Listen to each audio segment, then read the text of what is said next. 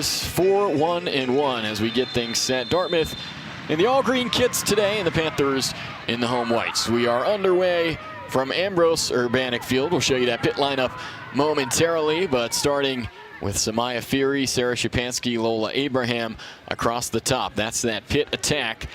And as we mentioned, scored 10 goals across the last 3 matches, starting to find their footing here. One of the most impressive offenses in the country a season ago, losing a couple pieces, and Amanda West and Landy Mertz having to retool things a little bit, but certainly expect them to be a contender in the ACC once again this season. And Rachel, all things considered, well, you go home with 3 wins. That's a successful road trip for Pitt. Yeah, absolutely. You got to deal with so much when you're going on the West Coast with the time change and whatnot. And so for them to pick up 3 wins in a very, very close schedule is a big just burst of confidence after that Buffalo game. And the Panthers are happy with what they've gotten from Lucia Wells. She doesn't typically play right back, but has slid in there recently and has done a really nice job. She's used to playing more of an outside mid-wing role, but Lucia Wells seeing some time in that right back spot where she's been needed as of late. And of course, Rachel, in the center midfield, Chloe Minas and Ellie Caulfield now playing in the same starting 11, an important switch that the Panthers made middle of the way through last year. Yeah, with those 2, you couldn't just leave one on the bench, as Ben Waldrum and Randy Waldrum have both told us. You got to have them both, and they managed to tinker their lineup to get it to where you have both of them. But that defense, I'm glad you pointed that out with Lucia Wells too, because Pitt pretty much a majority of last year was really rocking the 3-back formation. They started out the season with the 4-back, but that 3-back was really working out for them. I think tonight, depending on how this match goes, you could see it turn into a 3-back as well. Sage Stelzer on the ball there for Pitt. Now worked outside to Abraham, the freshman from Oakmont, PA, Riverview High School, making her 5th start of her young Pittsburgh career. Now here's the dangerous Granholm. Tracks that one down.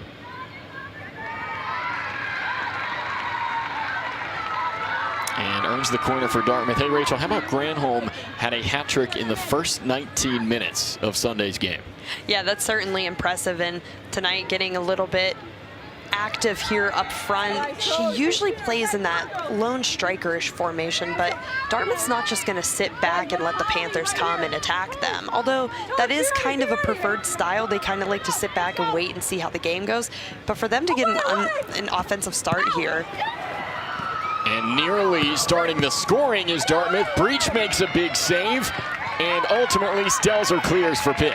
This is pretty uncharacteristic for Dartmouth to start out a game this hot, and also uncharacteristic for Pitt to be on the back burner a little bit and have to play more defensively.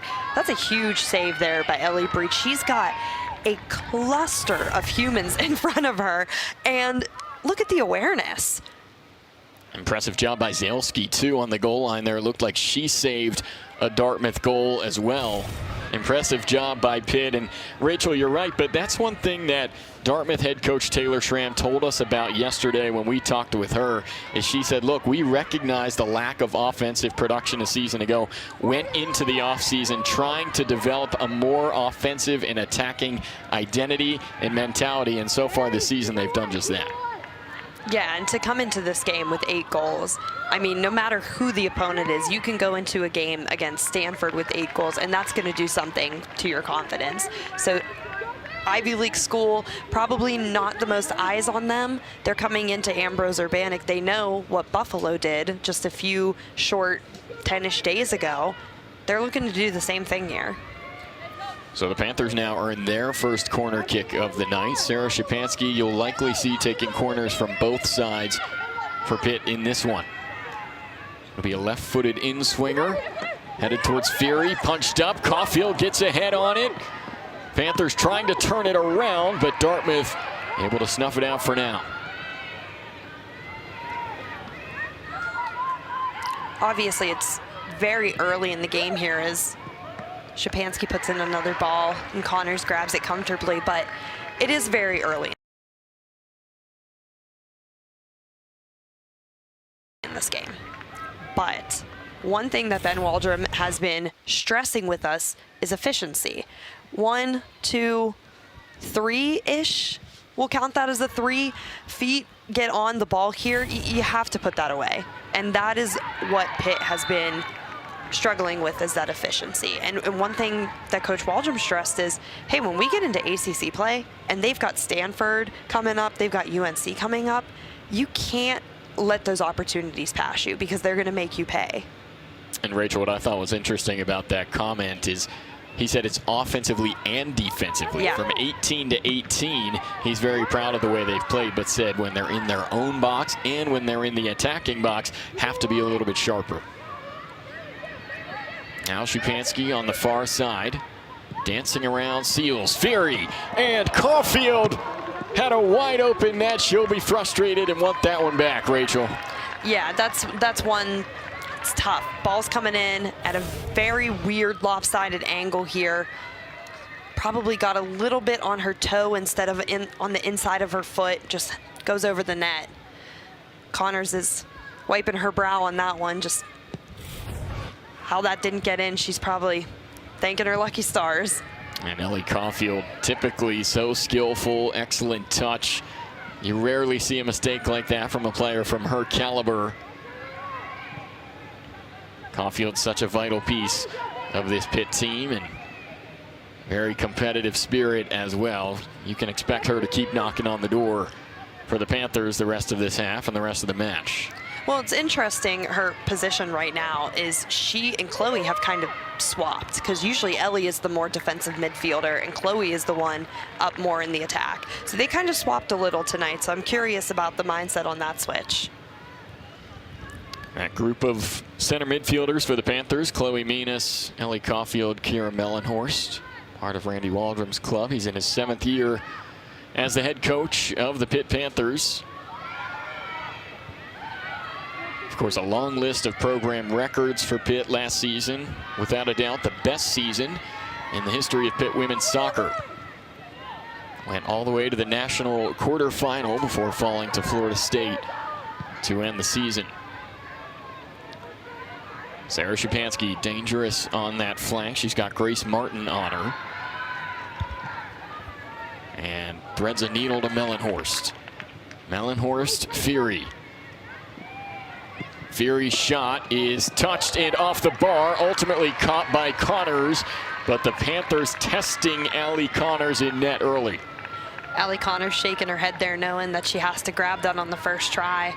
Lucky that another Panther wasn't there on the far post to knock that one in. Panthers win the ball again with Szupanski, and across to the back post. Abraham couldn't quite get a foot on it, and it's out for a goal kick.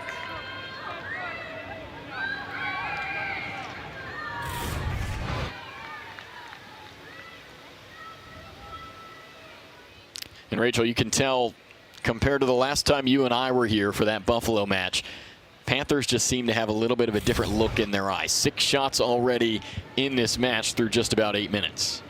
Yeah, coming back at home, you know, we said this before coming on air. They were upset with that game against Buffalo. It was an uncharacteristic loss at home, and I think it just shows that this team is still very human. And one thing that Ben Waldron pointed out is, I'm glad that game happened because we don't want to get complacent. Abraham, well tackled by Dartmouth. Fury trying to get a leg on it, tries to spin around. Drops out to Menas one time from Menas, and a save from Connors. A nice leaping save. And Jason, I told you before this game started, you might be able to call Chloe Menas' first home goal tonight. And she's pumped with that shot. She wants more of it, despite kind of sliding back to more of Ellie Caulfield's defensive role. But she's showing off her Ellie Caulfield moves there. What a strike from Menas there, and an impressive save from Allie Connors leads to another Pitt corner kick. Comes from Szupanski again, high and long. Caulfield, and headed away at the goal line. Caulfield to Fury, and Dartmouth escapes again. I love Ellie Caulfield's just passion for the game. I mean, when she got 2 headers there, first and foremost, that should never happen back to back. But she immediately slapped her hands together because she knew she could have gotten a goal there. She is so passionate about this team and about just representing well. And she doesn't need to be the leading goal scorer. She knows that. She just wants to play her best. And that game against Buffalo, I don't think anybody took it more personally than Ellie Caulfield. The Panthers with 8 recorded shots already in this game. Certainly with a lot of offensive firepower here in the early going. Forcing Allie Connors to step up right out of the gate. Going back to that topic of efficiency, if Ben Waldrum was in the booth with us right now, as soon as you said that 8 shots, he'd be like, yeah, but we need to put 4 of those in the back of the net. It's been a struggle this year to finish in that final third. And that's the beauty of these non-conference games, is you get to tinker with a bunch of different things and figure it out. Lola Abraham's been up front. Lucia Wells has been starting in the midfield. She's playing more defensively tonight. They need to figure out what is going on in that final 18 in front of net before these really tough ACC games come. Well, and especially in the first half, Rachel, one thing we talked to Ben Waldrum about is Pitt has scored 2 first-half goals this year, just 2. Sure. The other 11 have come in the second half on the season, and he admitted they're starting off slow, and they got to have that sense of urgency early in games. It seems tonight they have it. And you look at that, too, from a home and away perspective as well. When you're the team at home and you're only scoring 2 in the first half, you're giving the other team a sense of confidence. But when you're on the road and you're scoring 2 in the first half, it's, hey, we got a goal on the road, regardless of if there's one fan in the stands or Georgia where there was almost 2,000. Right. So for them to have 8 shots and I think goalkeeper has 3 saves right now, that gives confidence to Dartmouth.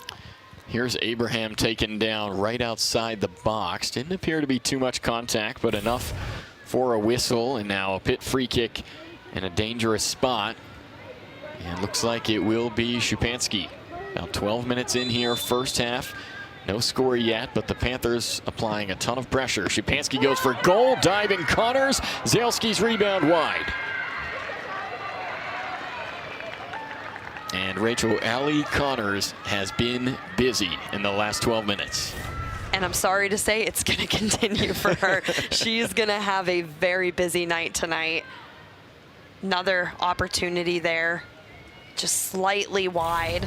Katie Zalski, she scored her first goal of the season against Bucknell to start that slate of road trips. But yeah, Allie Connors, she's going to be very, very busy tonight. But again, if she can keep that clean sheet going into the locker room, that is a huge burst of confidence to do that against what coach has said is one of the best attacking teams in the nation. Dartmouth players, I believe, would agree with that as well. Yeah, really enjoyed our conversation with Dartmouth head coach Taylor Schramm. And she certainly knows what Pitt is capable of doing. Said that certainly one of their toughest tests they'll have this year. Cross from Abraham, headed up and away by Williams, and out for the 3rd Panther corner kick of the night. But perhaps an offside call before that, and Dartmouth will take over.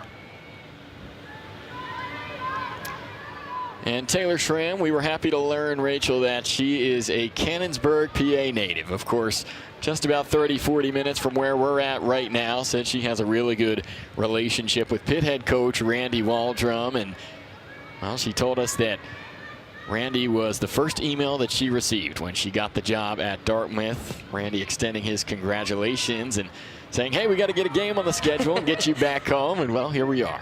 Typical Randy Waldrum fashion, always getting down to business.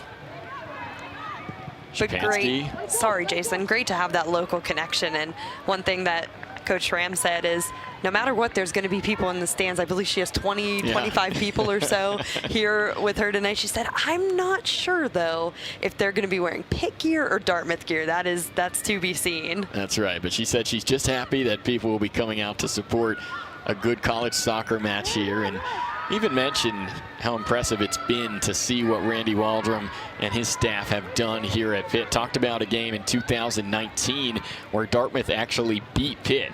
And so now here we are 5 years later, and she said to see them coming off a run to the national quarterfinal, it makes her really happy to see the increased passion for the sport in the Pittsburgh area. And she said exactly what Buffalo's head coach said to us as well. This is the biggest game on our schedule. Yep. That's unheard of in 2019, right. Even maybe 2 years ago. That's not really that heard of. So for Dartmouth to come in here after 3 wins, by the way, this is their first road game. This is an awesome test for Dartmouth. Valverde took it away from Wells. Wells wins it right back.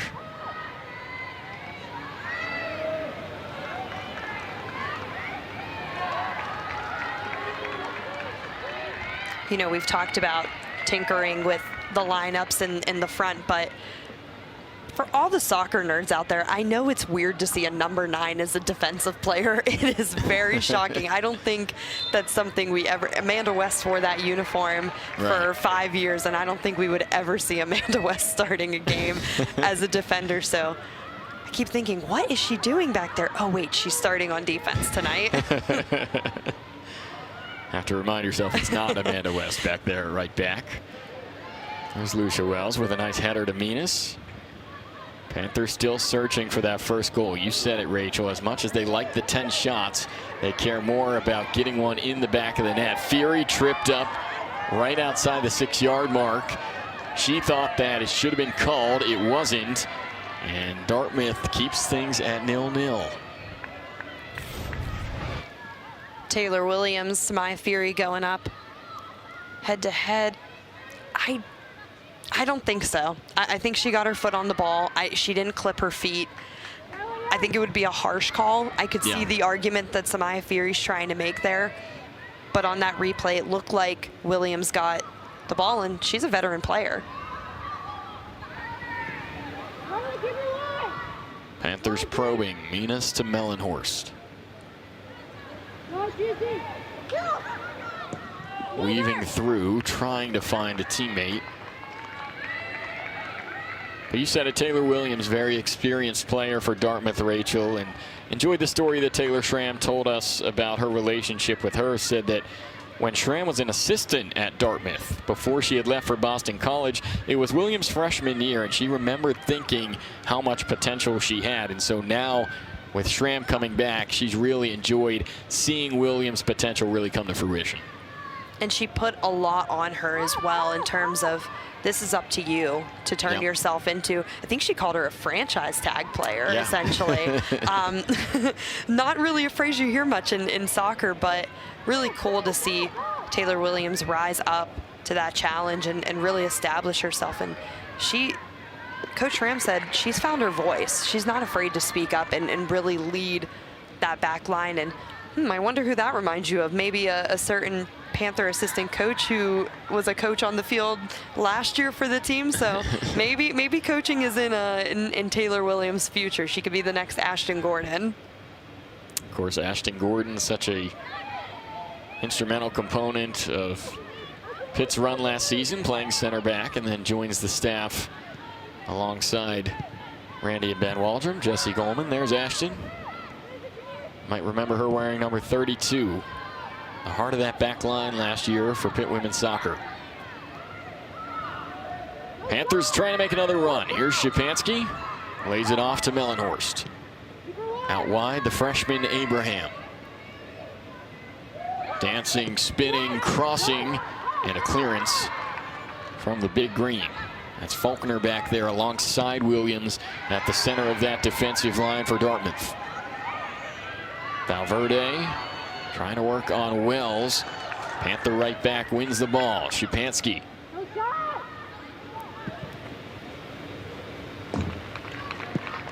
That was a really fun battle right there in the corner with Lucia Wells taking on Dartmouth. That was great. That was just very gritty defending, and maybe not something you'd expect from a trained midfielder.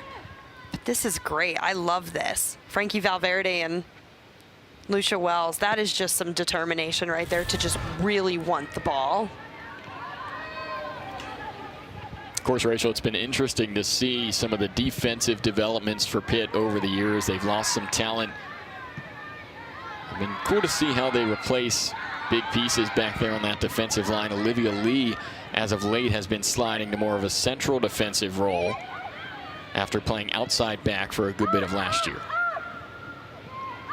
Lots of changes, certainly, and one thing that remains the same is Katie Zalski. She has really owned that center back spot, and she's really evolved as well, and she can play a couple different positions on that defense, but I don't know if Katie imagined she's the one leading in her junior year this back line. Yes, of course, you have Grace Pettit, who is the transfer, the fifth-year senior. She's been dealing with a little bit of injury problems, so her time has been limited, but even still, this is entirely Katie Zalski's defense. One more look at the foul there.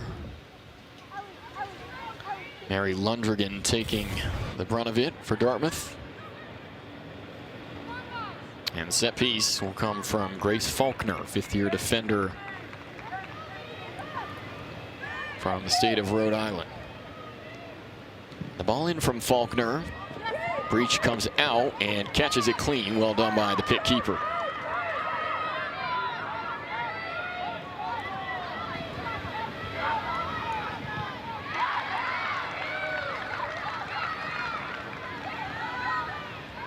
So Rachel, have to note here, we're about 21 minutes in.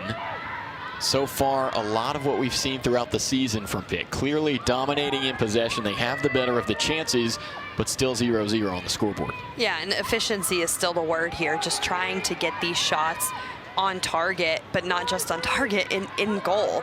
And give credit where credit is due. Allie Connors with 3 saves already in this game.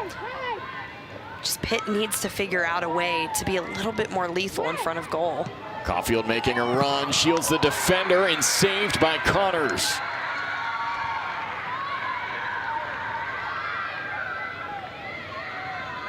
Caulfield has had 3 or 4 in this match already, nearly finding the back of the net. I think she's relishing this opportunity, playing a little bit closer up front. That's good defending there from Mary Lundrigan. And a good save as well by Allie Connors. That's tough when you've got your defender there as well, because you don't want to collide with her as also. 4 is the official save tally for Connors, and 4 shots, 2 on goal for just Ellie Caulfield tonight. 12 shots for the Panthers as a team. A collision there between Zalski and Granholm. Call goes against Dartmouth, and Pitt will take over. This might be one of Pitt's more physical games of the season. Dartmouth not backing down at all. Nice back heel there. Stelzer fires, and it's blocked. Retterer there for Dartmouth.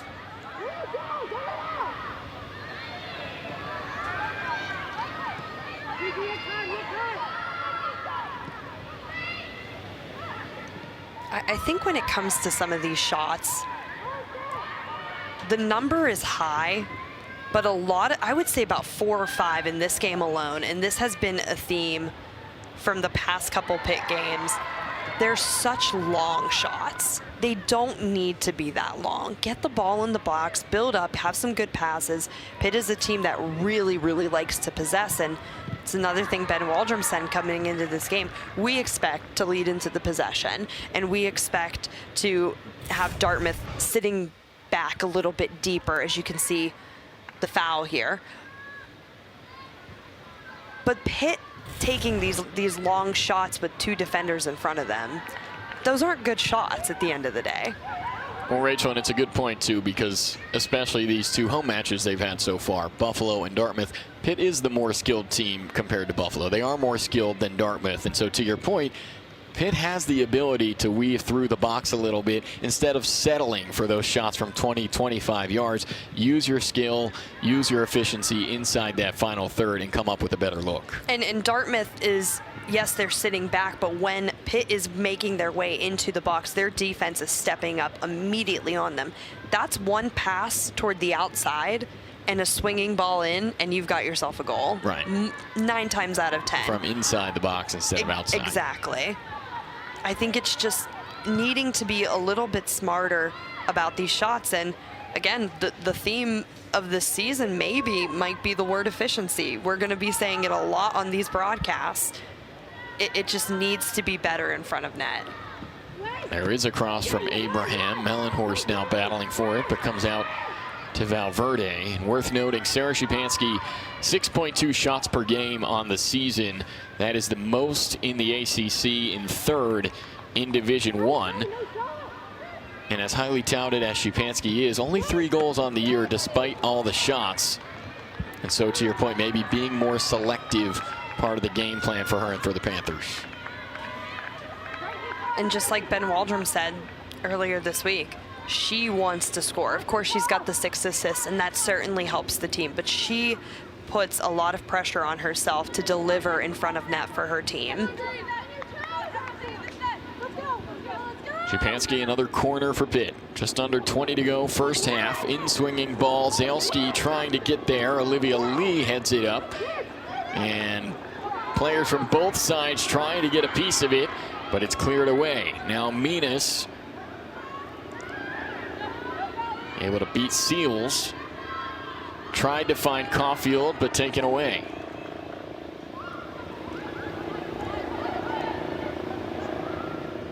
Minas, Mellenhorst, Wells, Cross, Abraham, and out of play. But that's the buildup you want to see. The hustle to get the ball back from Chloe Minas starts it off, and then you get the pass down wide. I understand the effort from Lola Abraham to try to take that on the first try, but settling the ball is probably the better move there. But still, it's a much more effective and a much better looking shot than something 25, 30 yards out. Well, Ben Waldrum said certainly without Amanda West and Landy Mertz, they have had to find different ways to attack. Trying to pay attention to those details, figuring out what works best, tooling around with the lineup a little bit so that they can be ready for ACC play. And hey, Rachel, we should note too, Randy Waldrum and his team without Deborah Abiodun, coming off the Olympics, making sure that she has proper rest, dealing with a minor injury. They expect to have her back for ACC play, but a preseason all-ACC player has been absent for Pitt. Yeah, and she definitely changes this team no matter what. When you get an Olympian on the field, that changes things. A little bit.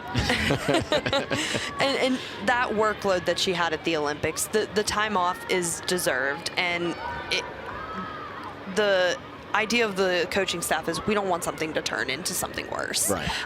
So it's a smart idea to leave her for these non-conference games, just have her watch. And I mean, that's also super beneficial as well, because when she's gone, she's not able to be at the practices and whatnot, so she's able to sit and learn and see maybe different formations and whatnot.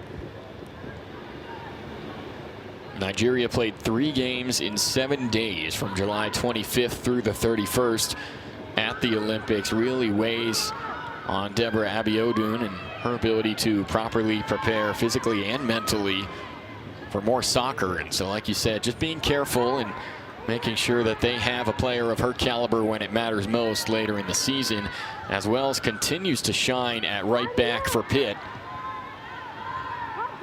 Another big tackle, and the Panthers repossess. Caulfield, Szypanski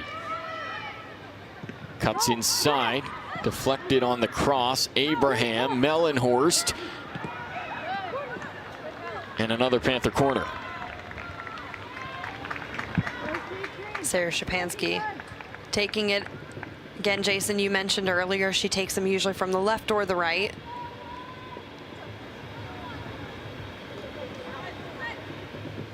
Samaya Fury had some goals on that road trip as well, scoring against LMU and Cal Fullerton, so she wants to make it 3 in a row tonight. Abraham, too much. So first substitutions of the night will come from Dartmouth here.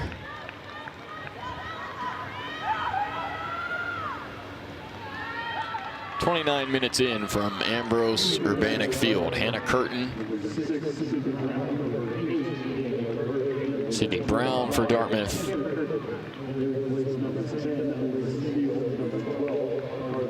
And Danielle Burke as well for the Big Green. That's such a great mascot name, the Big Green. Yeah. Unabashedly my favorite color, so it gets double points for me.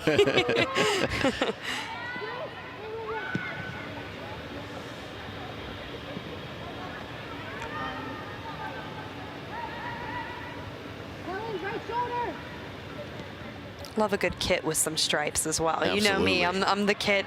I judge them all every time someone comes to town, so I love a good striped kit. Very nice. Dartmouth, 10 out of 10.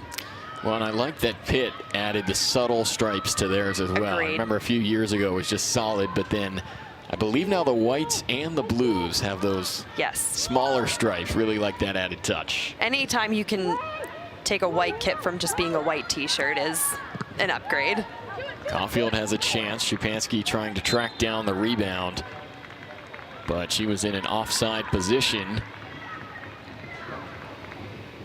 And so, Rachel, here we are again, under 15 minutes in the first half. We talked about the goal discrepancy between the first half and the second half for Pitt on the season. They have not been a first half team, and it proves to be the case once again here tonight. Yeah, 16 shots with only 5 on goal. Just the opportunities are there. They just can't seem to find a way to put it in the back of the net. Some shots have looked good. Some shots have not looked great. Meanwhile, have to give credit to the Panther defense. They have been really stout tonight. Really, Dartmouth had a chance, about a minute in, and ever since that, Pitt has held strong. Dartmouth has not really threatened at all throughout the match. And give credit as well to Dartmouth's defense as well. I mean, they're playing really tough, gritty defense against the Panthers, and when you're playing a top team like that, you have to play that physical defense. Here's Fury shaking off the defender across on the ground. Couldn't get to Szypanski. Now Minas wins it off Burke. That's a mistake. You never want to clear the ball in the middle of the pitch.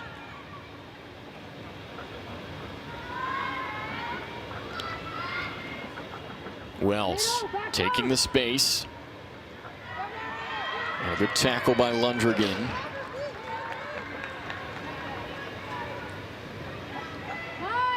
Mellenhorst, couple defenders on her. Shakes him off. Cross. Couldn't find a white shirt. Now Minas.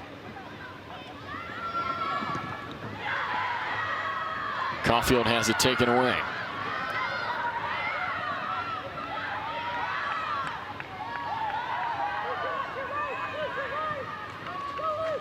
Burke out wide to Valverde. And a foul against Wells.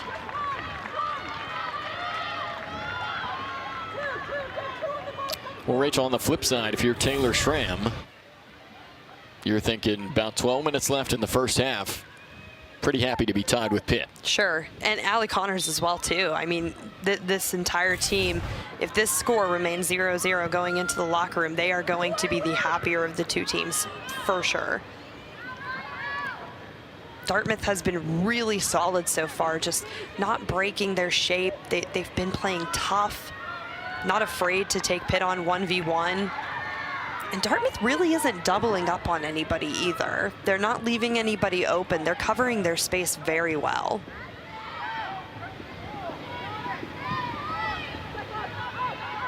Misplayed ball there from Brown. Szypanski takes advantage. Brown wins it right back.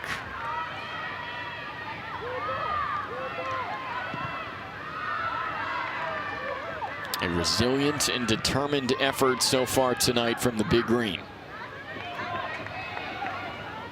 Granholm with 5 goals on the season distributes, but the pass easily intercepted by Stelzer.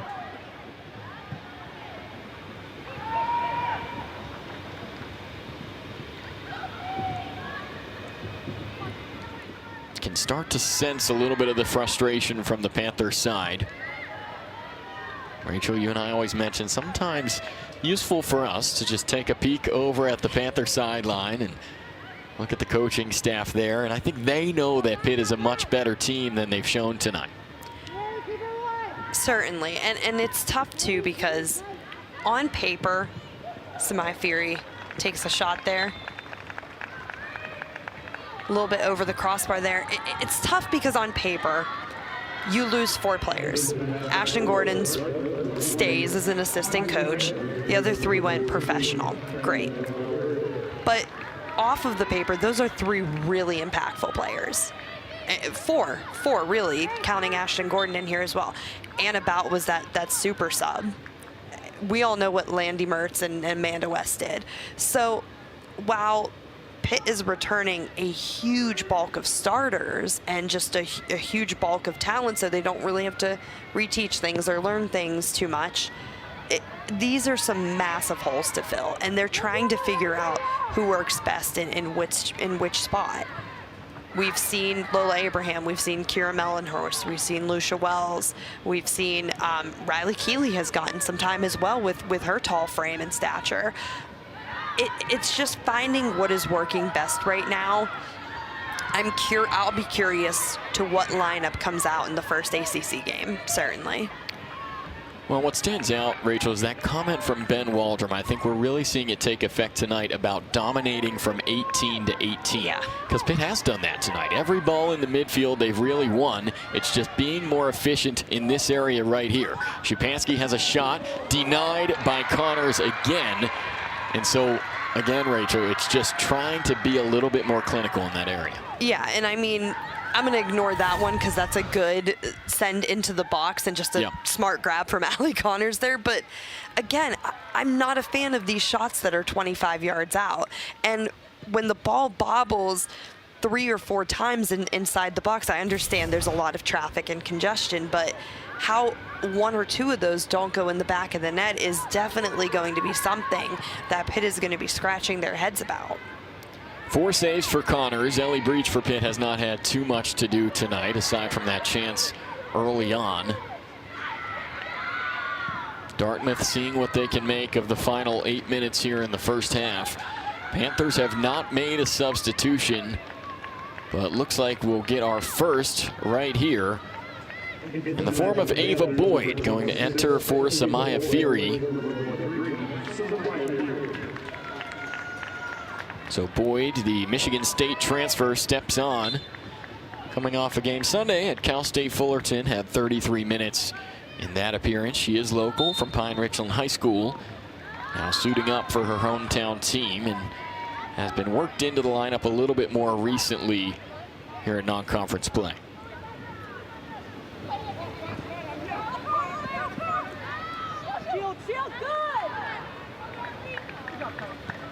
I would be curious tonight when it comes to substitutions for the Panthers if we're going to see many on the back line, because the ACC schedule especially is really, really hard. And commentators curse or whatever you want to call it. Ashley Moon comes in for Sage Stelzer to give her a little bit of relief, but for Katie Zalesky and Olivia Lee especially, they did not get subbed out much during the road trip.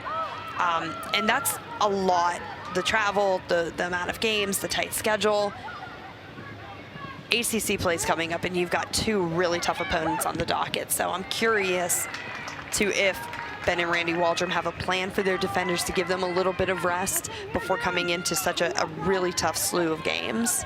Might have noticed a little bit of an increased ovation there for Ashley Moon. This is her first appearance of the season, has battled some injuries throughout her career, so great to see her out here making her season debut on this Thursday night in Pittsburgh. Another corner from Szupanski. High towards the center of the box and headed away by Dartmouth. Chasing it down is Lundrigan. And it's cleared out of play.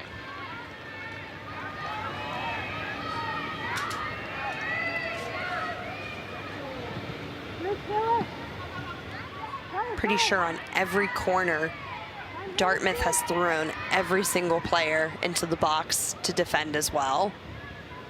So give the credit where credit is due. Yes, the shots need to be more efficient, but Dartmouth's defense has been really solid, and it can get complicated when you throw all those players in, because you've got forwards who may not necessarily defend all the time or attacking midfielders, and a lot of the job is on the goalkeeper and your normal, regular defenders to position everybody. And obviously that's worked on in practice and whatnot, but game situations are so much different. So they've been compact and they've been really just together in this and finding a way to stop Pitt.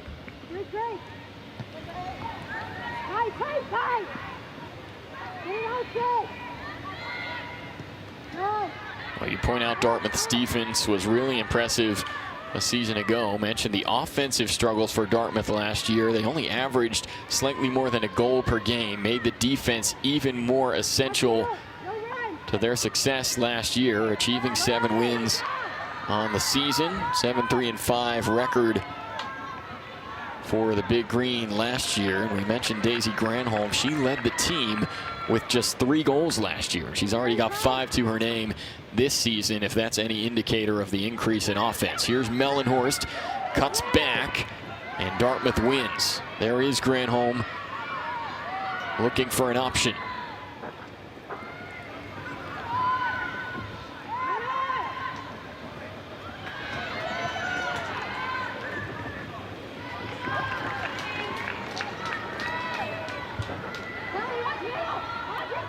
Wells been very active tonight.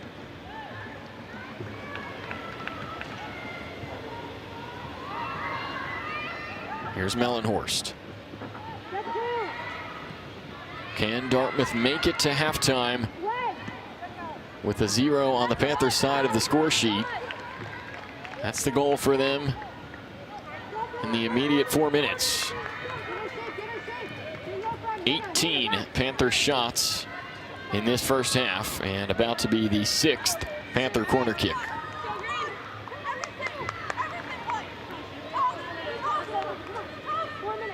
A lot of green shirts in that box. Szypanski high and long. Connors extends and secures it.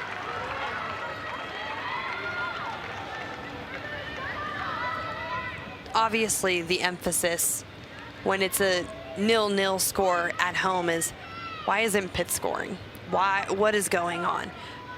But Dartmouth, coming into this game, even before the 8-goal game that they had against Stonehill, raving about that defense. Their defense has been a really big highlight this season, and this has been a really great test for them. If I was their Ivy League opponents watching this game right now, I would be scared to play Dartmouth this year. Boyd, just wide, and the Panthers once again with a missed chance late in the first half.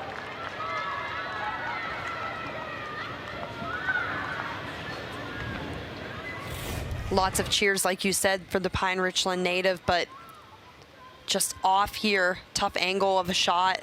You got the goalkeeper running at you.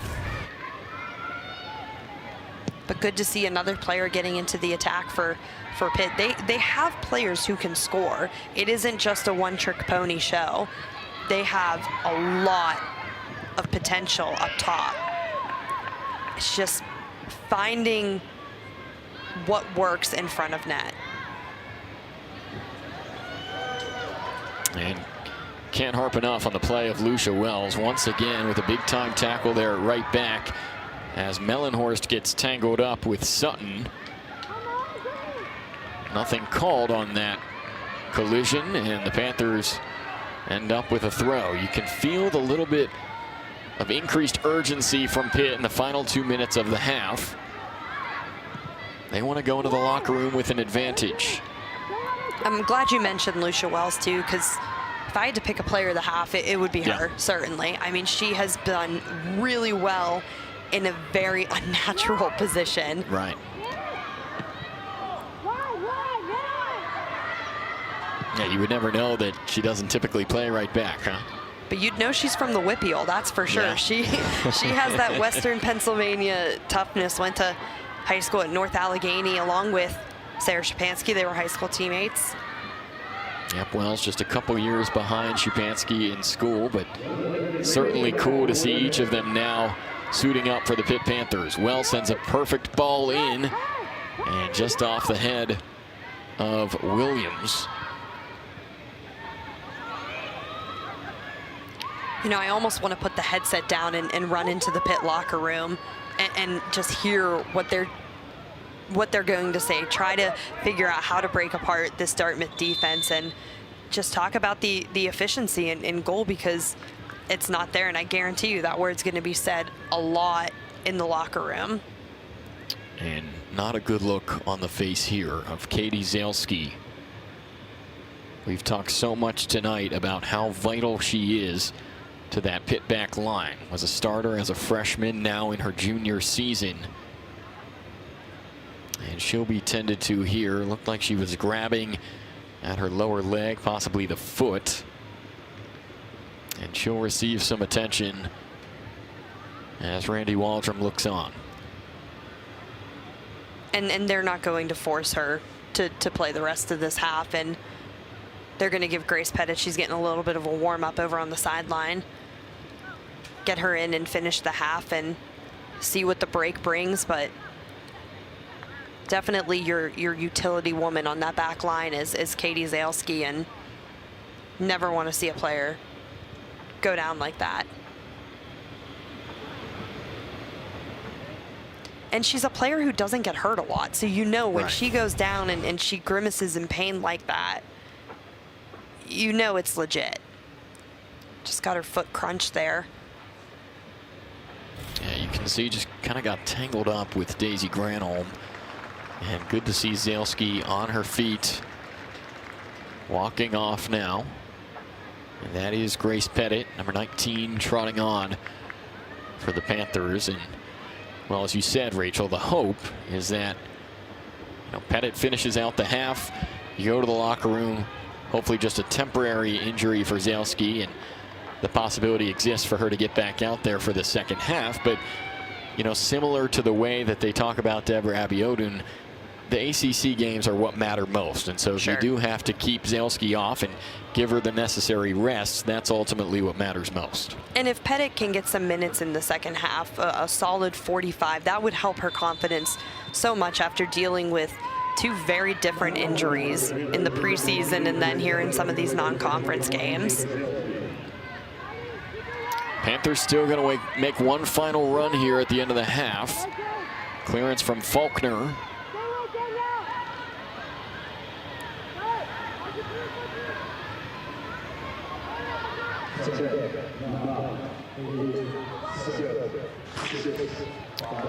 And so the time expires in the first half as Dartmouth will be content to go to the locker room knotted at 0.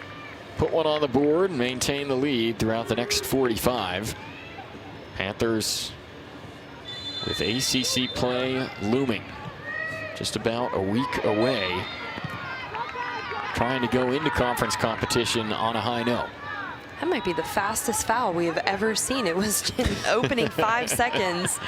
Foul there against Kira Mellenhorst. Lola Abraham. Cross to the far post, but too much on it and too high.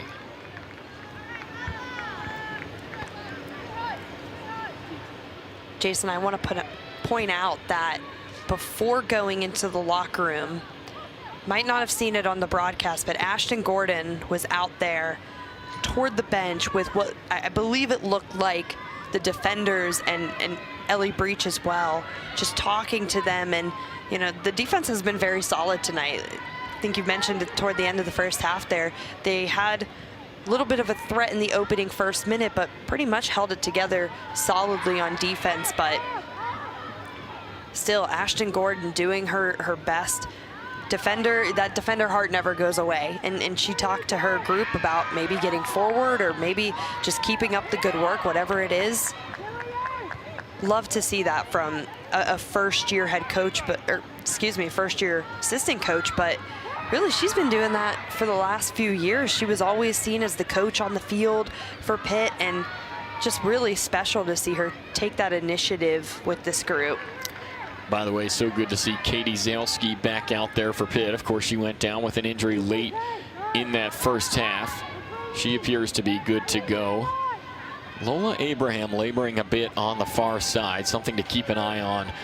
She was active throughout that first minute of the half, and now perhaps struggling a little bit there, or maybe just recovering. from all her runs she's made on that right flank tonight. Ashley Moon staying out in the game as well. Against Buffalo, Sage Stelzer was scratched out with a little bit of an injury, so Ashley Moon getting some time, maybe giving Stelzer a little bit of rest before some tough ACC opponents coming up. But again, mentioned in the first half, this is Ashley Moon's debut this season after dealing with a lot of various injuries last couple, really all of last year and a little bit in the 2022 season as well.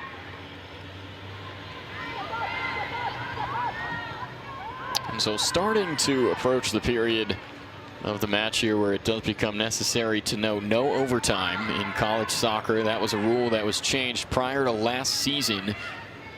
No overtime until you get to postseason play and have to determine a winner. So if things do happen to stay tied for the next 42 minutes, it will end in a draw.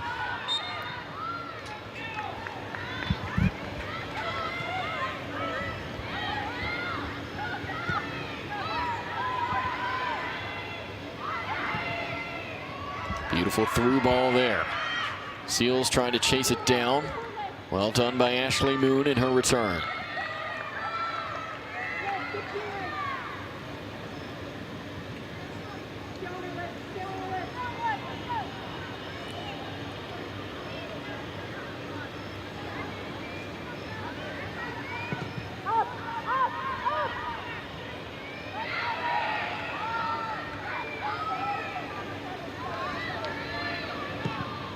Name we haven't said much tonight has been Kira Mellenhorst's name, and just looking to see how much of the ball is going to be worked through the midfield, not just with Chloe Menas and Ellie Caulfield, but with Kira Mellenhorst as well.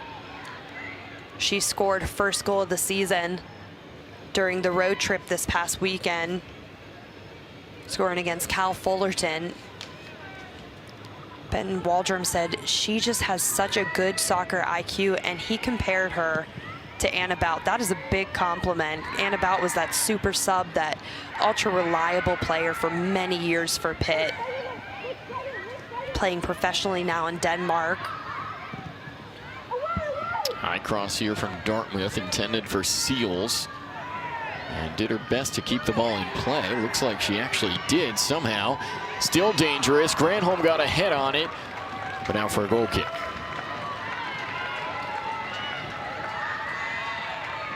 And you saw the story at halftime about Ellie Breach. Might notice the red accessory in her hair tonight for the red game here at Ambrose Urbanic Field. Once again, supporting awareness for the importance CPR training. And while Ellie Breach maybe not too busy tonight, certainly has been busy in the community over the past few months. Under 40 to go from Ambrose Urbanic Field. Still scoreless as Szupanski feeds Caulfield, and in an offside position.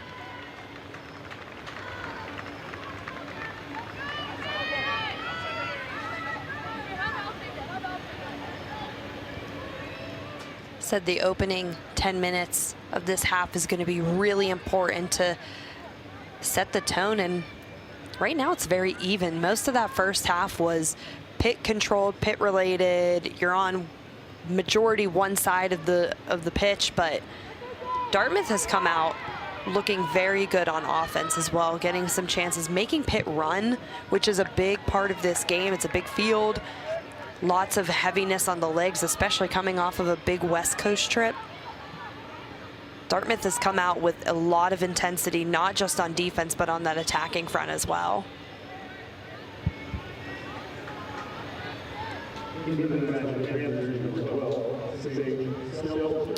So Sage Stelzer re-enters for Moon.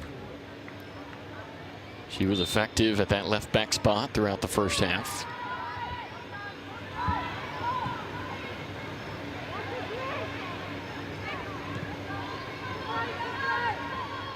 Stelzer, the sophomore from Bluebell, Pennsylvania. Tried to squeeze one through to Szczepanski there.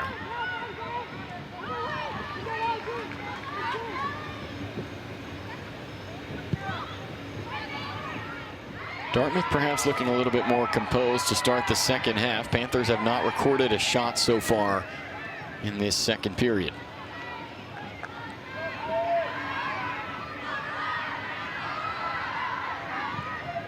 Wells with a run forward. Touchdown to play by Mellenhorst. That's a situation where you don't want to stop the ball. You want to keep running with the ball down the sideline. Make Dartmouth not run with you, but essentially chase you. Szczepanski in a one-on-one. Cuts inside, shoots. Connors is there.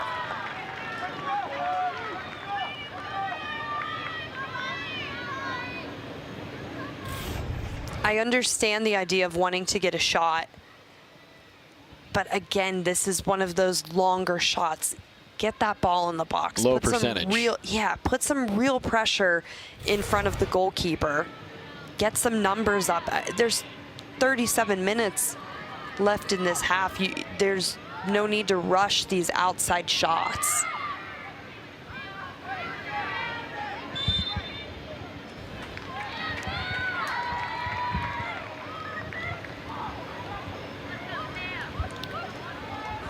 And what's a little bit strange about it, Rachel, is, you know, we've mentioned the losses, Landy Mertz, Amanda West, those have been well documented, but it's a Pitt team that last year was one of the highest scoring teams in the country in terms of goal count on the season, and bring back a lot of those players from a season ago. And that's a team that had 64 goals on the year, ranked second in the ACC, sixth in the country. But just a little bit of a different story so far in the early going this season. And again, Pitt, at least for the last few years, has not been a one-trick pony team. When this new coaching staff came in, it was the Amanda West show for 2 years. I think that's totally fair to say. She was leading with double-digit goals. Maybe the next person behind her had 4 or 5 goals, right? Last year, you have 3 players with double-digit goals: Amanda West, Samaya Fury, and Sarah Szczepanski. Now, it's certainly not fair to sit here and say Sarah Szczepanski and Samaya Fury need to have more goals right now. I mean, this is a team that last year as well, they started slow on the scoring front, and then they turned it on for the ACC play. But they were still scoring goals as a group in non-conference play. So it is a little worrisome. And to be clear, certainly by no means time to hit any sort of panic button for Pitt. They are 4-1-1, have to keep things in perspective.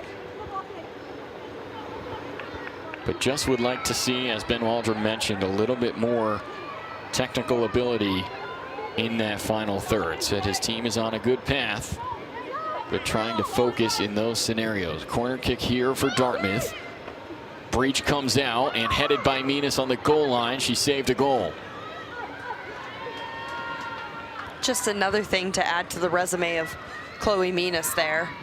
Excellent awareness, and immediately too, she puts her hands right behind her back, but not the same here for Katie Zalesky. She's called in the box for a handball. And so Zalesky has just motioned to the center referee to perhaps take another look at that one. John Rush is our center official tonight. But he has given the penalty. Let's get one more look at the contact here, and you can see it hit that fist of Katie Zalesky. And of course, sometimes you'll see exceptions when the arms are in a natural playing position, but when they're up high like that, don't often get the break you're looking for. Yeah, if her arm was tucked more closer to her chest or down to her side, sure, but no, I think this is the correct call. None other than Granholm to take it, and Breach makes the save. What a stop by the Panther keeper to keep things tied. If that doesn't give Pitt confidence here to get up and find a goal, I don't know what else this defense can do. That is an excellent save, and that's a good shot too. There was a lot of pace on that shot. Just excellent save It almost looks like she's not going to get there in time to the ground. It is a low shot. Keepers are usually trained to go more of a diagonal towards the top. Well, Rachel, you said it. If you're looking for something to shift the momentum of a team, provide a spark, you won't find things much more impactful than your keeper making a save with the game on the line. An absolutely huge denial by Ellie Breach, and we stay scoreless at Ambrose Urbanic Field. And Rachel, in those circumstances, it's not to say you don't have faith in your goalkeeper, but when you concede a penalty, you're almost mentally preparing there's a very good chance it's about to be 1-0. And so to get that save from Breach, absolutely huge for Pitt. Not every goalkeeper is Alyssa Nair, who stops like every penalty under the sun. As a former goalkeeper myself, anytime I saw a penalty come my way, I was like, oh, here we go again. Just the level of confidence to make that save. And then you get up and you're ready for that next opportunity. And give a lot of credit to the Pitt defense. They really covered that potential follow-up there. Ball in, Mellenhorst, yes! After 20 shots, the 21st ends up in the back of the net, and Pittsburgh leads. And Ellie Breach has to be saying, hey, you're welcome for that boost. Give the credit to Kira Mellenhorst, but what did we just say? If that penalty save did not give you the confidence to find the back of the net, I don't know what does. And that is a big-time response after a big-time penalty save. Another assist for Sarah Szczepanski. Beautiful ball in, and my goodness, that is just... that is as technical as it gets. Just the foot is in the perfect placement. Kira Mellenhorst is not the tallest player on this team, and she does not have the longest legs on this team. So for her to get that on a one touch in the back of the net, that is a big time play for the Panthers. But I'm telling you what, Jason, they want more. Perfect service from Szczepanski, a perfect finish from Kira Mellenhorst, and the Panthers have the edge. It took about 58 minutes, but Pittsburgh has gotten their goal. And they've gotten the lead.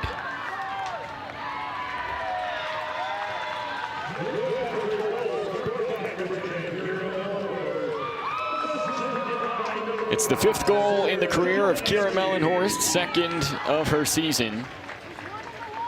Back-to-back games with a goal for number 10 in white, the senior midfielder from Ontario, providing in the scoring opportunity the Panthers have been seeking all night. That's Sarah Szczepanski's 7th assist of the season, but her 29th overall in a Pitt Panthers uniform. She's creeping up on that record that Amanda West still has. But after seeing a goal like that from Mellenhorst, no doubt Sarah Szczepanski wants one of her own. There's another service from Szczepanski, and Fury adds another. Magnificent service from Szczepanski, the Panther star, and Samaya Fury converts. 3rd game in a row now with a goal for Samaya Fury, emulating what she did last year, just that hard-nosed work ethic. As she points to her bench and they celebrate with her. These balls in, Rachel, are just incredible from Szczepanski.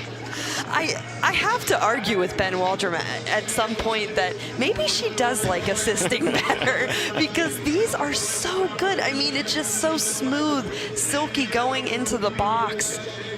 And just Samaya Fury, she's one of the taller players on the field right now. She gets her head on that. She has always been an aerial threat for Pitt, always. And height is something that doesn't, it's not out there. You get Riley Keeley out there, she's gonna stick out like a sore thumb with this team. But for Samaya Fury, she has always been that aerial threat in the box for the Panthers, and she gets her reward.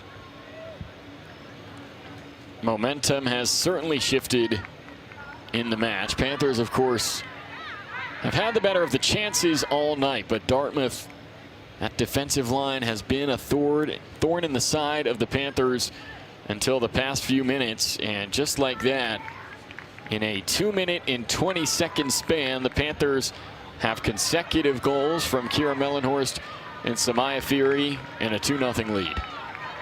Samaya Fury with that goal officially leading the Pitt Panthers in scoring with 4 goals on the season, 3 of those coming in her last 3 games.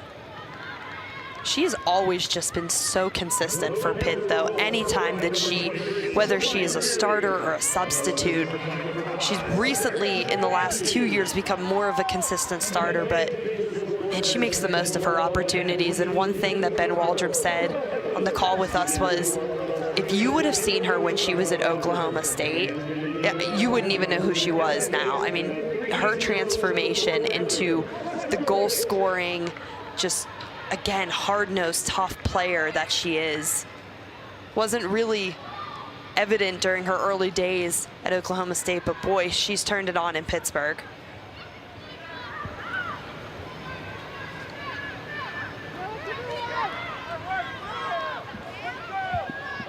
Fury on another run here, tripped up in the box and out for a corner kick.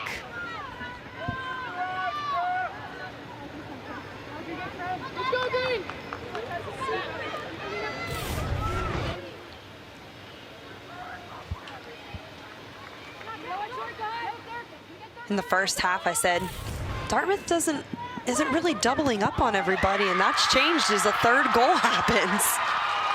3 goals for Pittsburgh in a 3-minute span early in the second half. The dynamic Panther offense that was so effective a season ago has certainly made its presence felt here tonight.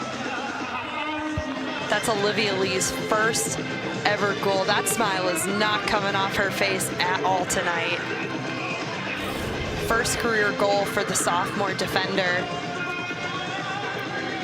Just perfect awareness. And a switch has been flipped when it comes to this Panther offense. We mentioned some of the struggles in the first half, and we also mentioned the efficiency in the second.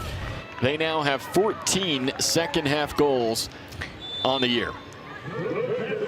Maybe the word efficiency was repeated a couple times in the locker room for them to get to this point tonight, but I think as exciting as it is, soccer is a game where goals are exciting. Everybody loves it. Nobody enjoys watching a 0-0 draw, unless you're a super-duper soccer nerd like we are, right, Jason? But the casual fans don't appreciate the value of a 0-0 draw. They want to see the football scores, man. The American football scores, that's what they want. But, I mean, Pitt, this doesn't erase the fact that they need to figure out what's going on in the first half. I mean, of course, the celebrations are fun. You've got great stories with Olivia Lee scoring her first goal, but to have almost 20 shots in the first half and the opportunities that were there and to not capitalize, better late than never, supposedly. Still a lot of time left in this game. We could see more goals. My prediction at the start of this game was 4-0. So they could prove me wrong, or they could just be under or get right on there, but still need answers in the first half. Fury's free kick sails over, and the exact duration between the 3 goals, exactly 3 minutes and 33 seconds from the first goal to the 3rd. Just a shift that you don't typically see.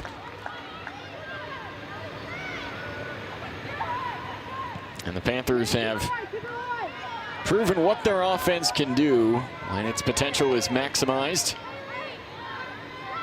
And you get the sense that that is what Randy and Ben Waldrum want to see with this team heading into ACC play, their first conference match a week from Saturday. The assist on that goal as well came from Sarah Shapansky, and I gotta retract a little bit. Me and numbers don't go well to Jason together. I was an English major in college. She had 36 assists, correct me if I'm wrong. 36 going into that 3rd goal. Going into that 3rd goal, and now she's up to 37, so she owns that record pretty comfortably now. It is just remarkable. 3 assists in a 3.5 minute span, right? She hat-tricked assists, and correct me if I'm wrong, but all those goals coming off of, well, 2 of those goals coming off of set pieces at least. Yeah. So much has happened in those 3 minutes. I can't tell which one came all off kind the of set blending piece. together, huh? But that's remarkable. And again, you know she wants one for herself. She's watching her teammates score and, hey, hang on a second, a defender just scored before me. What's going on here? But she wants it. She's creeping up toward net now. But still just a really just team effort, team player for her to not be selfish and to give these assists out.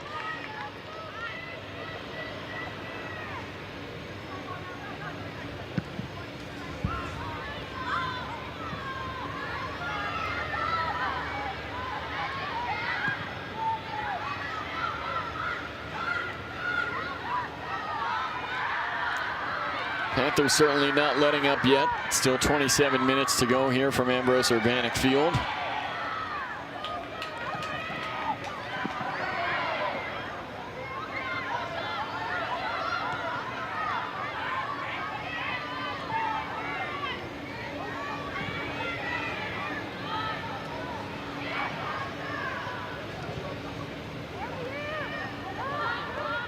Three goals in 3 minutes really turns this game on its head for obvious reasons of now you've got a bigger difference to make up, but more than being tied at 0-0, the Panthers defense has to be absolutely spot on now. And I guarantee Ashton Gordon giving directions is saying the same thing, because now you've got a very upset Dartmouth team that is going to throw the kitchen sink at you.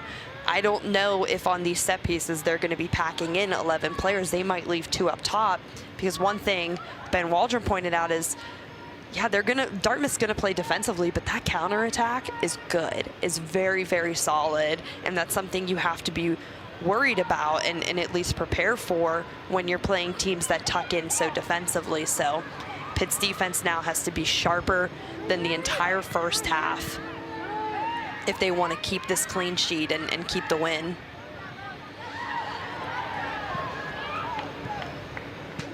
It'll be interesting to see how Pitt navigates the rest of this game and Sunday as well against Mercyhurst, because, Rachel, of course, these are typically the games where you can experiment a little bit, try different pieces out in different places before ACC play coming up. But being as close as this game was throughout the entirety of the first half, Pitt really didn't get the chance to do that. So now up 3-0.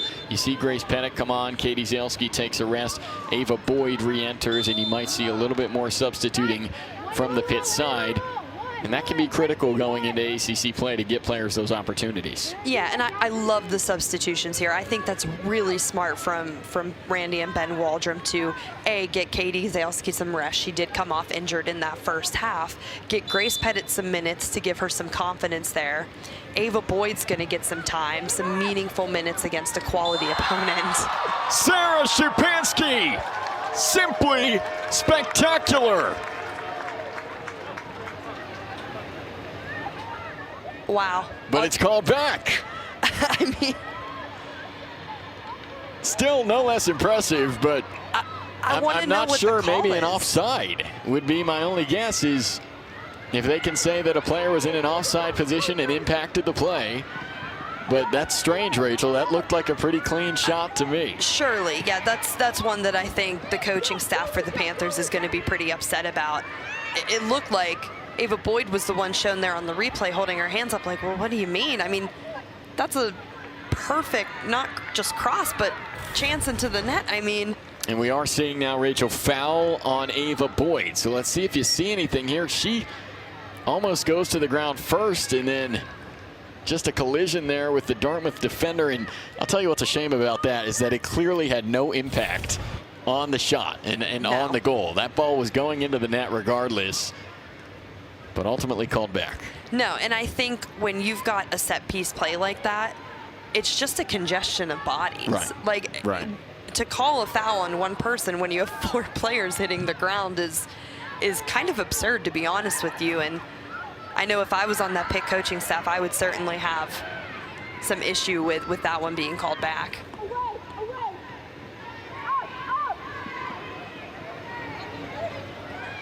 Now Dartmouth an opportunity, and the big green are on the board in the form of Haley Rorick. who finds the ball in an opportune spot and executes. The counterattack was certainly talked about for Dartmouth, and you see Coach Taylor Schwarm there hyping her team up. But that's a tough play. I don't really chalk that up to a mistake per se. I think Grace Pettit could have been in a better position there, not really leaning toward the ball, or excuse me, toward the other player. But that's tough when you've got such a jumbled congestion of bodies and the ball's bobbling everywhere. You just don't really know where it's at. This game can certainly be strange, can't it? No goals through the first 55 minutes and then 4 total goals in the next 11. That's the and beauty basically of soccer. 5 if the Szczepanski goal hadn't been taken back. That's the beauty of soccer, and I think that really, that Szczepanski goal, I guess no goal, really set up the Dartmouth goal. Right. Because you're wiping your brow saying, oh, thank goodness, like that doesn't count. And you get the chance for that counter attack and that opportunity, and they just made the most of it. Now, is she going to try it again here? It's just about the exact same spot. Why not, right? Can you put it in the same place once more? Here she goes, Szczepanski with the left foot. Almost the exact same place. Caulfield heads it, Pettit heads it, and off the bar. And a whistle in the area. Dartmouth will have an opportunity to clear it out. Boy, how nice would have that been for Grace Pettit to get her first Panther goal after, again, just struggling through some injuries at the preseason, at the beginning of this season. Just another high, lofty cross from Sarah Szczepanski. She's one of those players that if you just named a random floater. Mellenhorst saved by Connors. I think Sarah Szczepanski could do any type of cross in on instinct. Like, it is just insane how on point and just precise they are.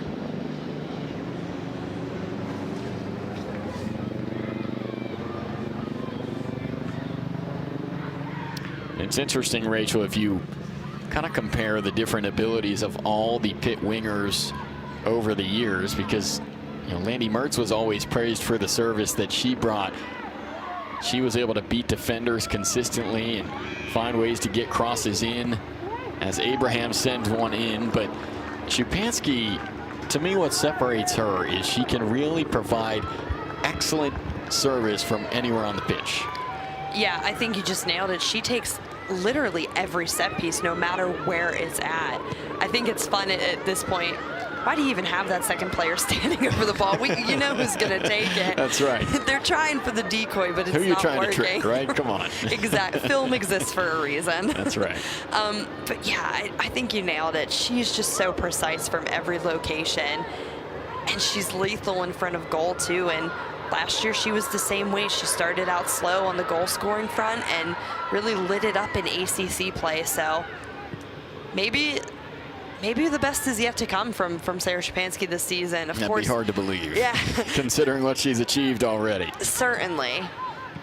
But like Ben Waldrum told us this week, this isn't a peak for us at all. Like, winning 3 games in a row and scoring the amount of goals that they did during that road trip, it's not their peak at all, and it's certainly not her peak yet this season. She has a lot more to give.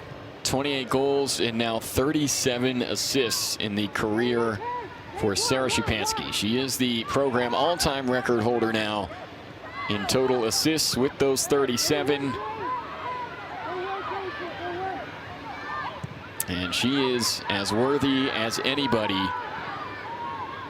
when it comes to crediting the success and the rebuild of this Pitt Panther women's soccer program into a true national contender, a team that expects to reach the NCAA tournament again this season.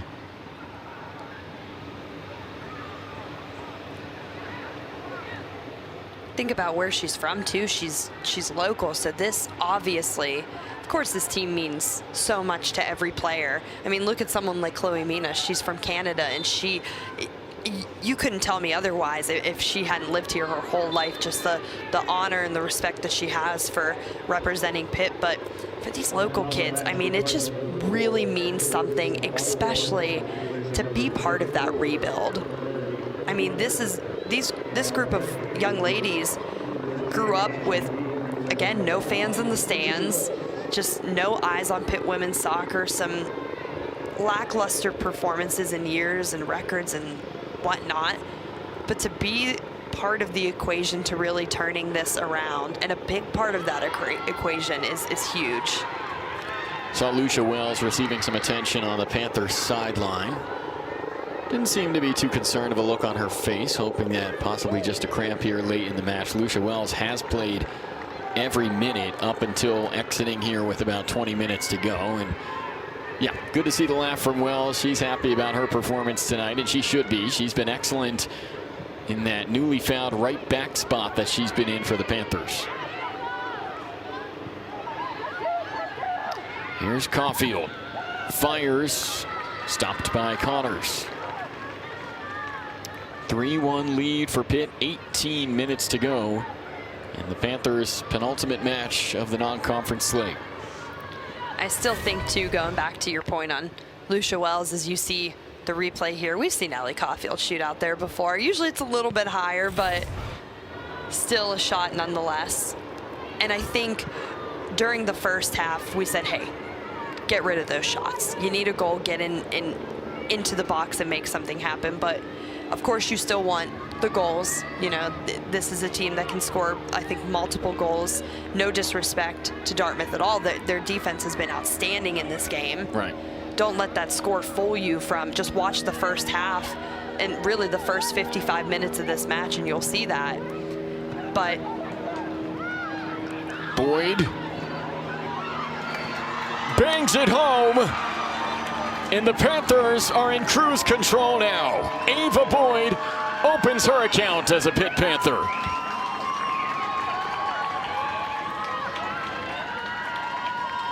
A little bit of an opposite of a goal of what Ellie Caulfield did. You can't get more in the box than that one. Slowly rolling into the back of the net. Nice job taking that and settling the ball. And I mean, she is absolutely surrounded. 3 defenders, the goalkeeper, and she manages to get that. And I think that goal should be credited to her. I don't think that's going to be an own goal. I'd be surprised if they switched that. Will be interesting, though, when one day people say, hey, Ava, can I see your first goal in the Pitt uniform? Was it a cool goal? Was it awesome? Was it a bicycle kick? Oh, well, no, it just has to end up in the net, right? It was about as messy as it could be. But, hey, it doesn't always have to be pretty, right? Exactly. But I think going back to the point of taking those shots outside, when you have a lead and you're not desperate for finding that first goal and getting the lead of this game, you do have more of an ability to take those outside shots. By no means is this game safe. As we saw from their match against Stonehill, Dartmouth scored 8 goals. This game is nowhere near over. But really, those outside shots are a little bit more acceptable now, I think. Yeah. Not quite as much urgency necessary now from the Panthers with the 3-goal lead. However, they've still provided it in some cases, as Ava Boyd starts her tally on the season. And you know, Rachel, the closer you get to conference play, you start to see the lineup and the substitution patterns taking shape. And well, if Ava Boyd is auditioning to be the backup number 9 to Samaya Fury, that's one way to do it. Yeah, she's making a really strong case for herself, and I wouldn't be surprised if we see Riley Keeley get some minutes in toward the latter half of this match as well. Maybe in the later 10 minutes as we're approaching about the 15-minute mark. But a really, just for these players that are on the bench, we've talked about it how many times, Jason, how deep this roster is, how deep especially that midfield and that attack is. So well done from Ava Boyd, making the most of her opportunities. Boyd finds Szupanski. Beautiful touch and a magnificent goal for Sarah Szupanski. She is just tremendous. A goal and 4 assists for the superstar senior. Number 5 scores the 5th goal of the night for the Panthers. Hard to believe that this game was 0-0 going into halftime, Jason, and just an excellent second half showing. And really, give the flowers to that young lady right there, because 4 assists and 1 goal. She has had a direct impact in every single ball that has gone in the back of that net tonight. Very smart play from her to really just reel it back, settle the ball, give herself a much better opportunity than taking that on a first touch. Really smart veteran play to throw off the goalkeeper as well. Technical, clinical, efficient, top-class, skillful from Sarah Szupanski. Preseason All-ACC talent. Certainly All-ACC first-team potential. And Rachel, the way she's performed tonight, the sky is truly the limit for what she can do this season. She is certainly one of the top offensive players in all of the ACC.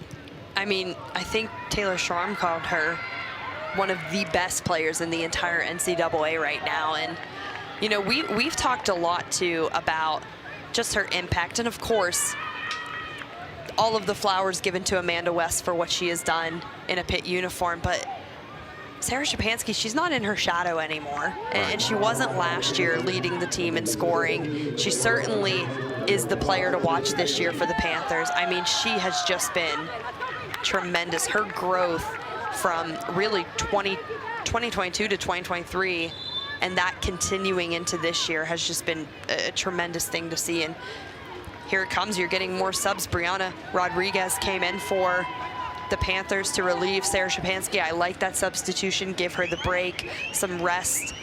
Olivia Lee getting some rest here. I like these substitutions. These are smart subs. By no means is this Pitt saying, hey, we're throwing in the B team. These are quality players, and they're getting very quality minutes against an Ivy League opponent.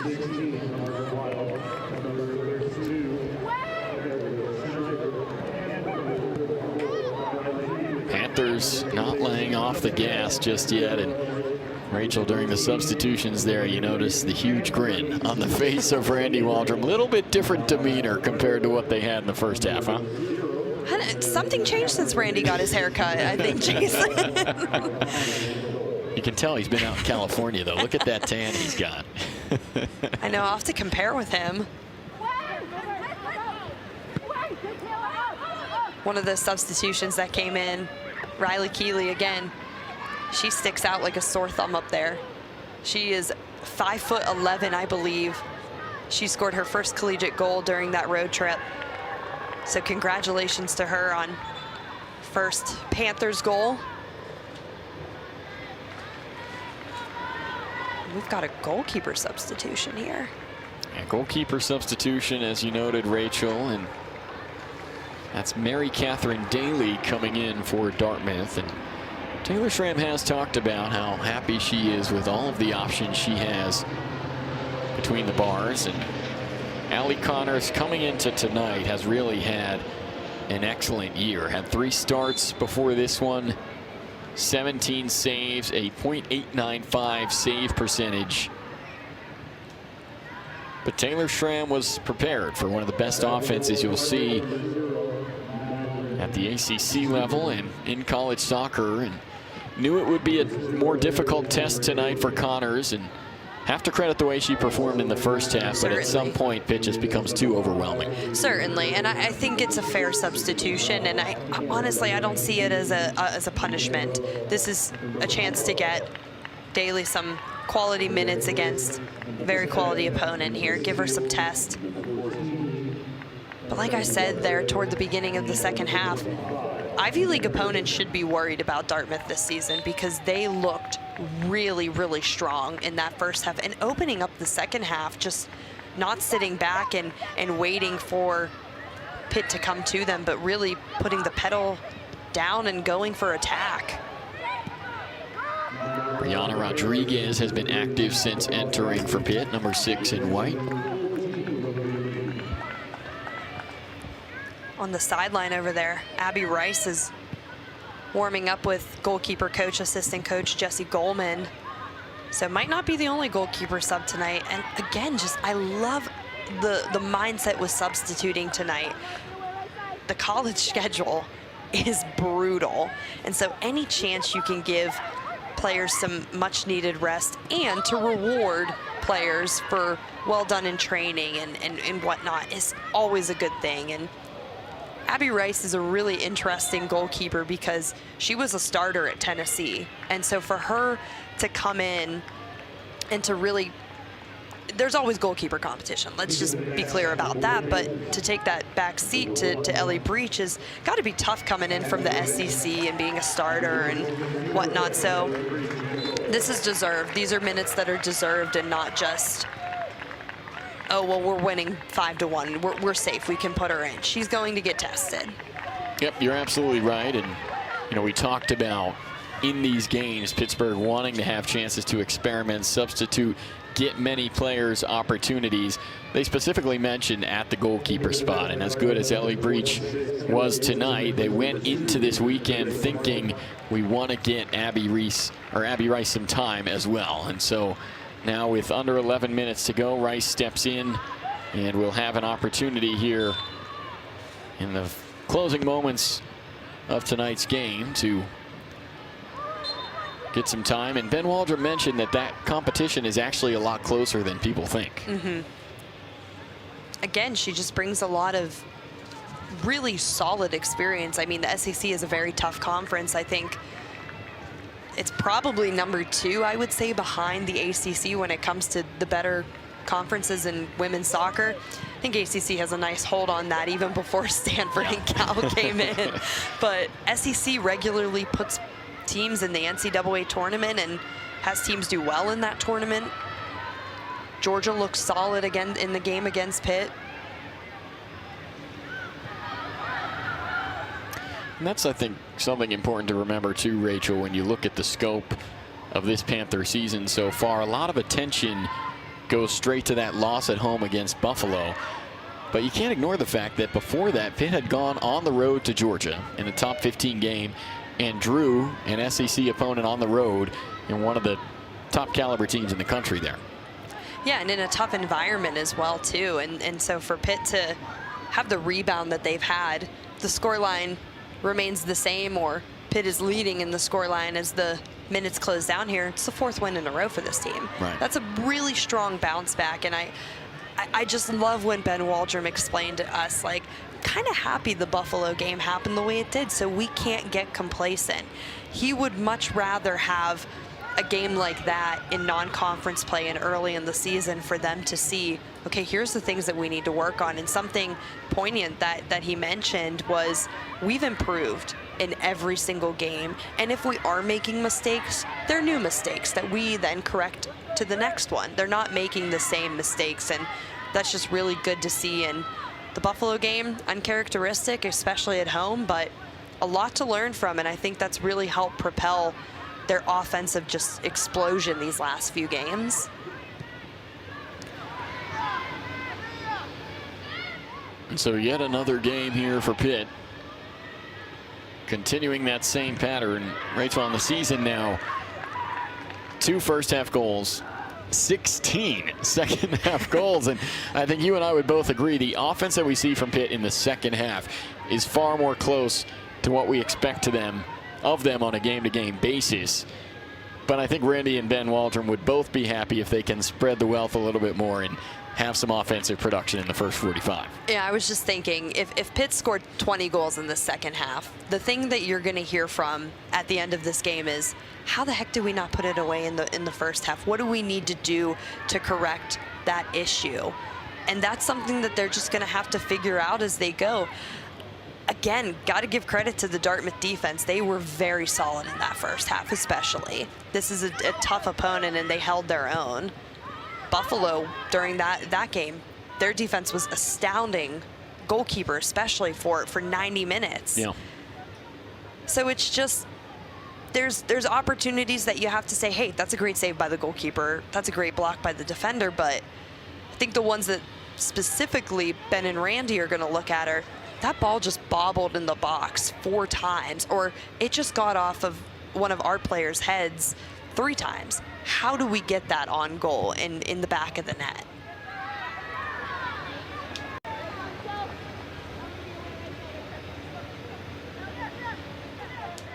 Samaya Fury, the second of 5 Panther goals tonight.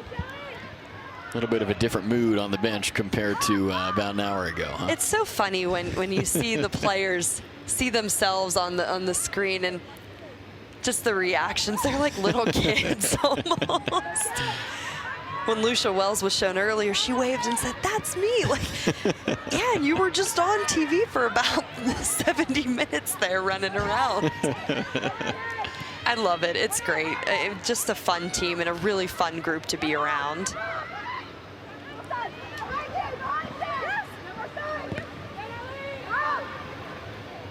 Panthers continuing to apply some pressure here offensively.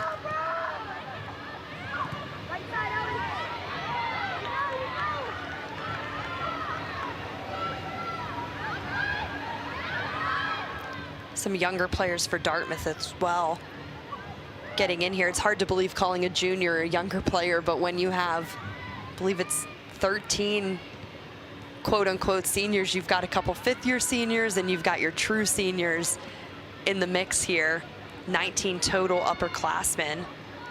Those juniors, they are considered the younger players in this group, and I mean, that experience for Dartmouth, can't say it enough, is going to really help them in their Ivy League hopes and dreams this year. And I think Dartmouth is a team that when postseason starts coming out and tournaments are being bracketed and whatnot, you're going to see Dartmouth, I think, high up in the Ivy League.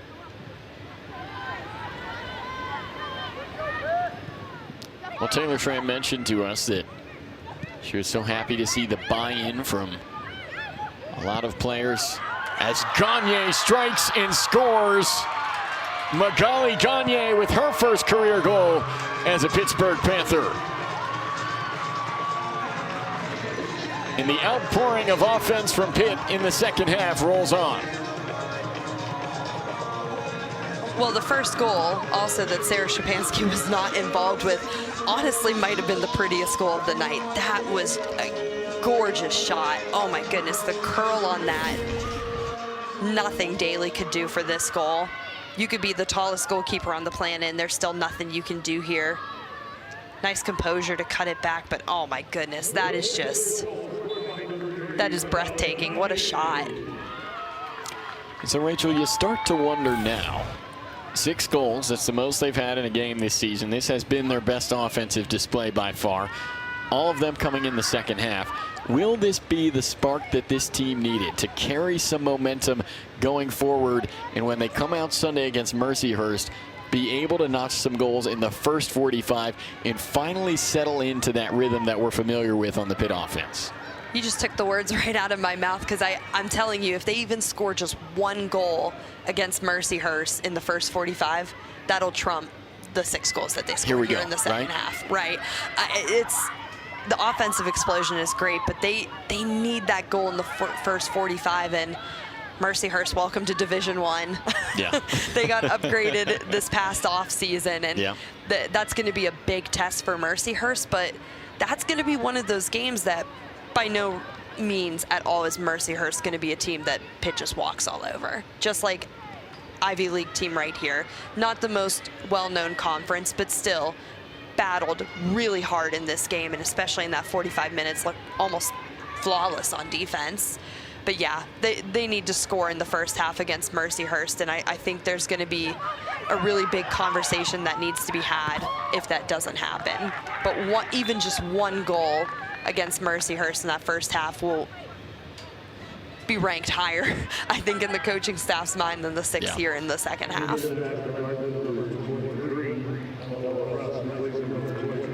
That's going to be a fun game too on Sunday. Just as a soccer fan and somebody from Western Pennsylvania, I'm excited. I went to college at Cal U, so Mercyhurst is very well known in Western Pennsylvania, and so it's going to be exciting to see a team coming up newly Division I, see how that's going to be a huge test for them as they get ready for their first Division I conference games and whatnot. So just as a fan, that's going to be fun, and if you're from Western Pennsylvania, you don't get a better matchup.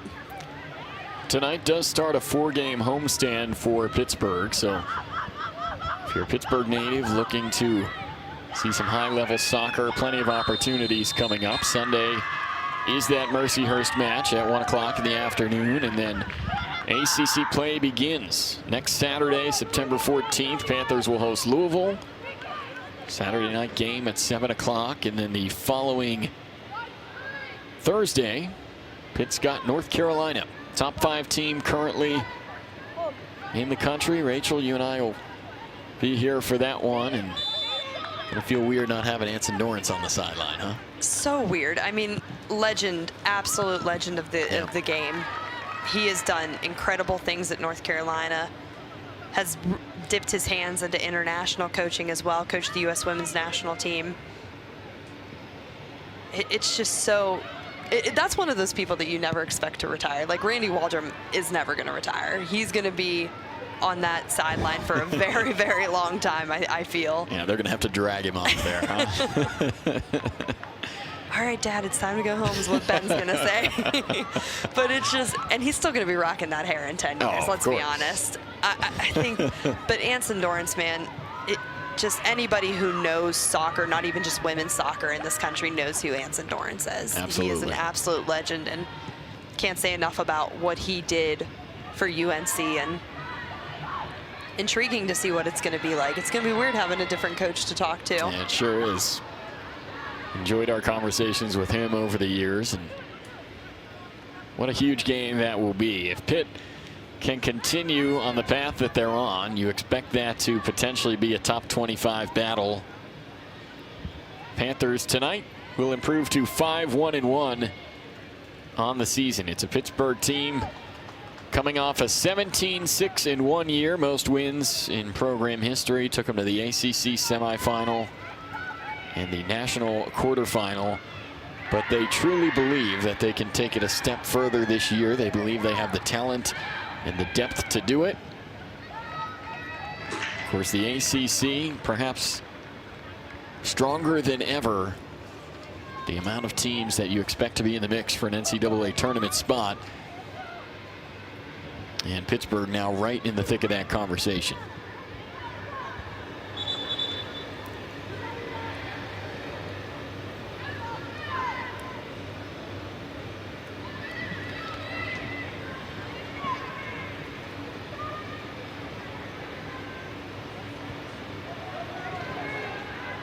Dartmouth women's soccer, this was their first road match.